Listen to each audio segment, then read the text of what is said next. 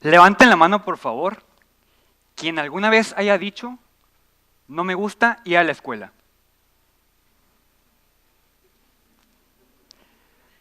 Bajen, por favor. ¿Alguna vez se han preguntado eso? ¿Alguna vez se han preguntado por qué no me gusta ir a la escuela? Cuando nosotros vamos a cualquier negocio que ofrezca servicios como entretenimiento, restaurante, consultoría, etc., gastamos nuestro dinero esperando satisfacer una necesidad, pasarla bien y divertirnos o simplemente resolver algún problema. Deseamos recibir el servicio adecuado a nuestras necesidades.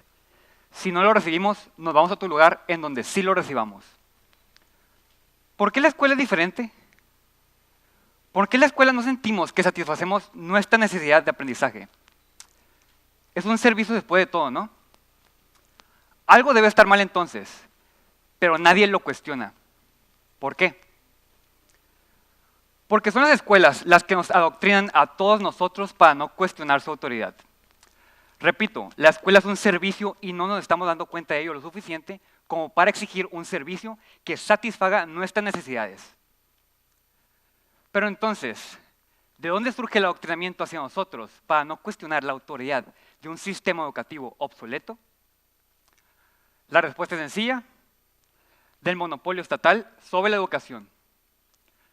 Damas y caballeros, dejen explicarles por qué permitir que el Estado eduque a la población es uno de los peores errores que hemos cometido como civilización humana.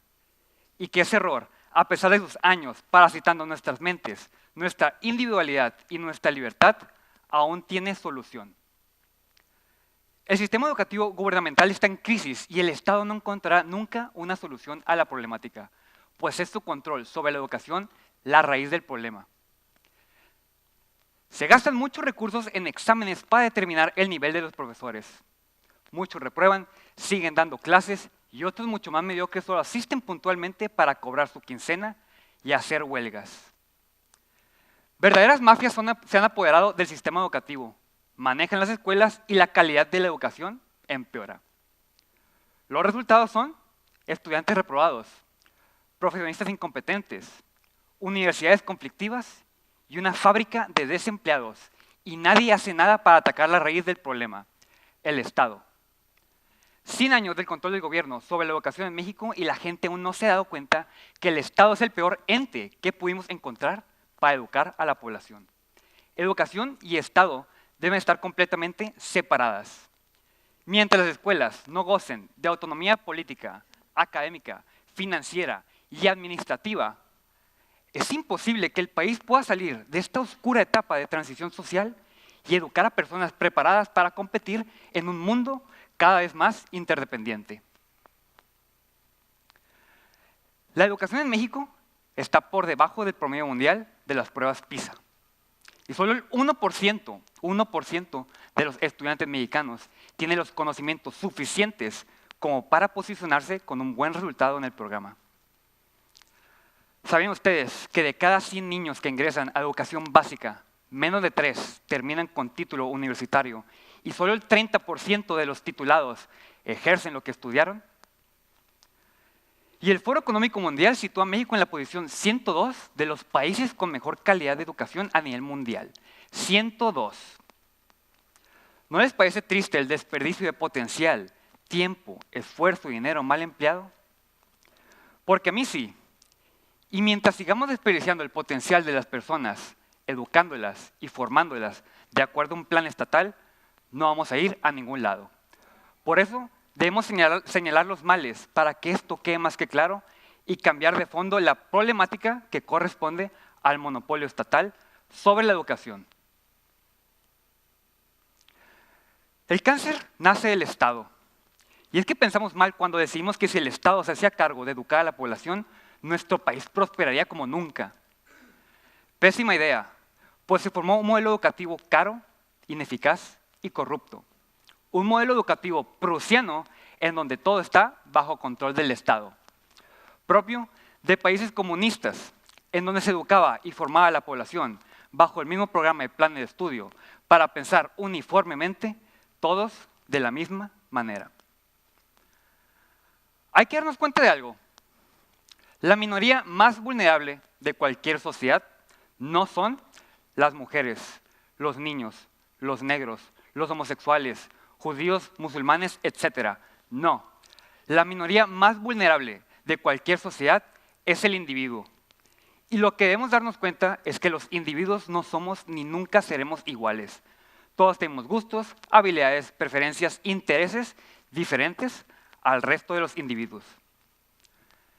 Entonces, ¿a quién se le ha ocurrido que una educación planificada y colectiva es viable y factible?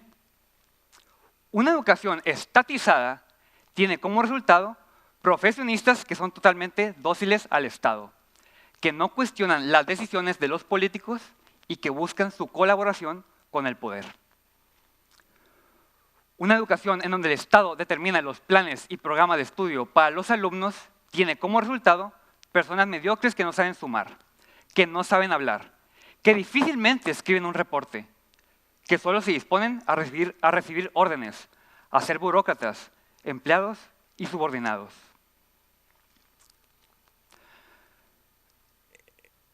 El resultado general son parte de un sistema educativo que desperdicia el talento de cientos de millones de personas.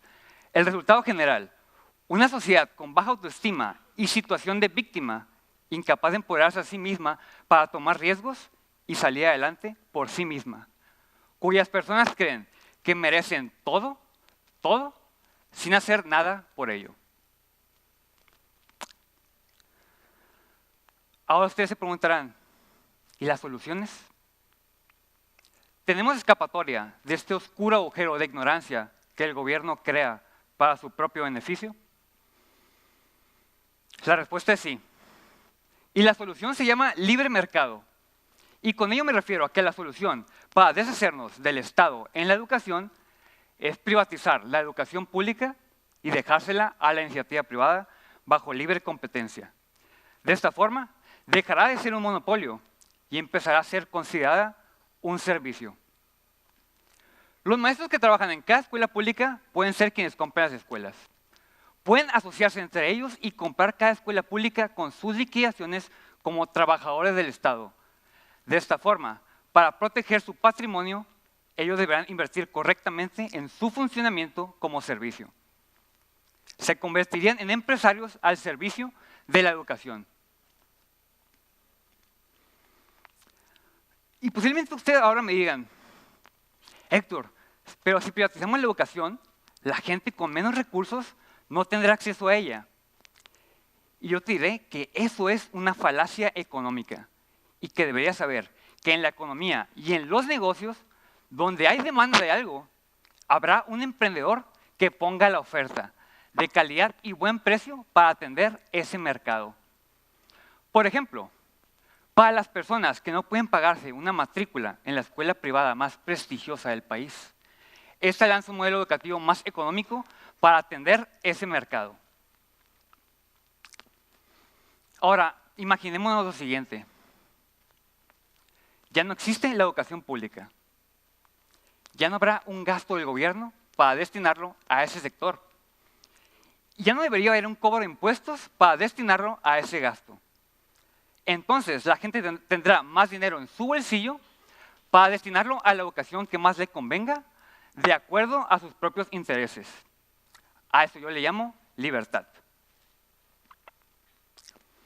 Ahora con ello, las escuelas deberán competir entre sí para ofrecer un servicio de educación de calidad y buen precio para atraer alumnado y sobrevivir en el mercado. Las escuelas más ineficientes desaparecerán al dejar de ser subsidiadas por el gobierno. No es otra cosa que aplicar la lógica de los mercados libres al campo de la educación.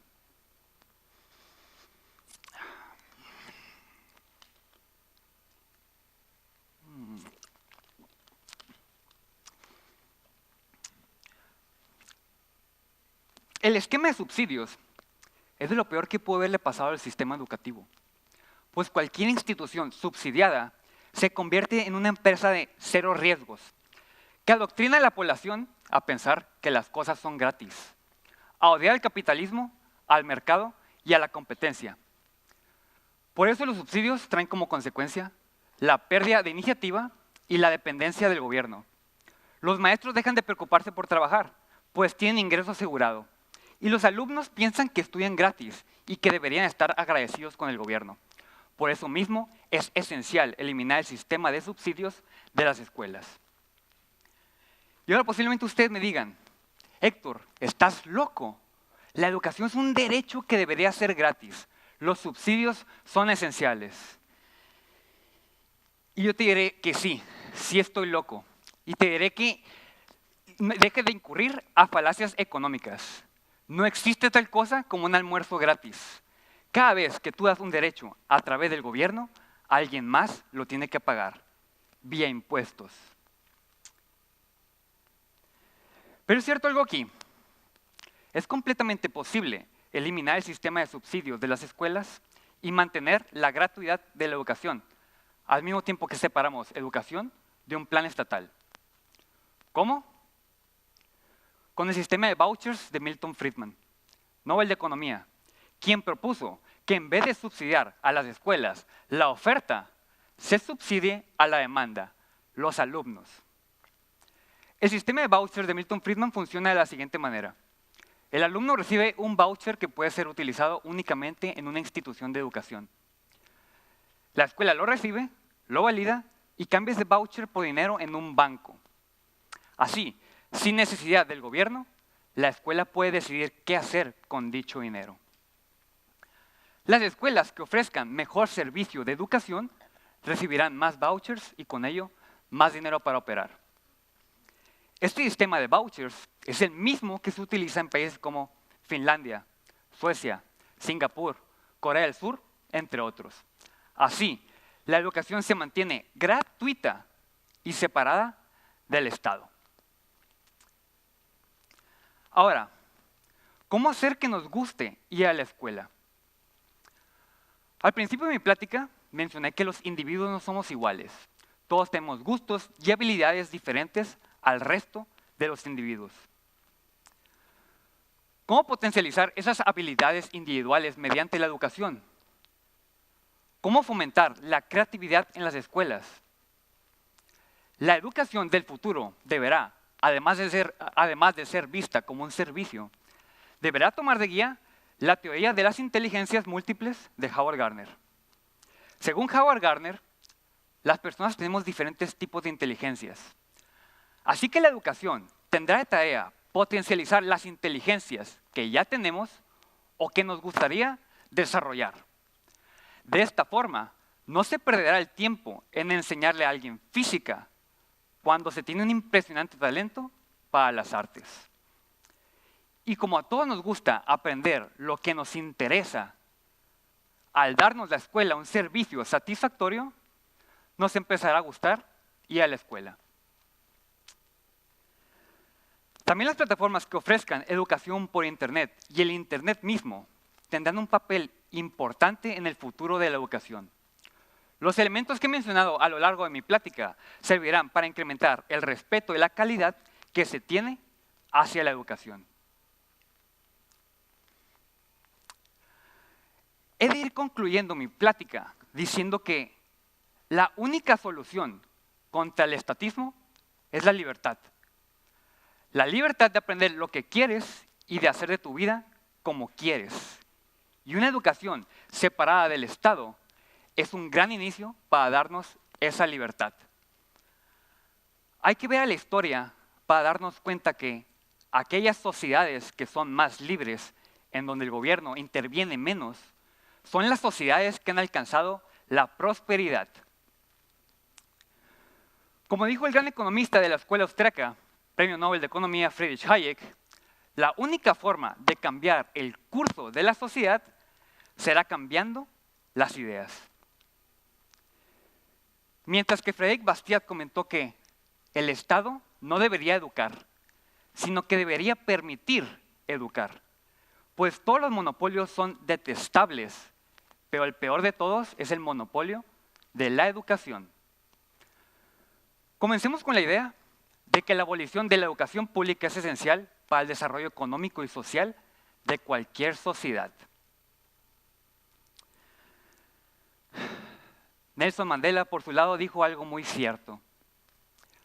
La educación es el arma más poderosa que podemos usar para cambiar el mundo. Y vaya que es un arma muy poderosa. No dejemos esa arma en las manos equivocadas. Muchas gracias.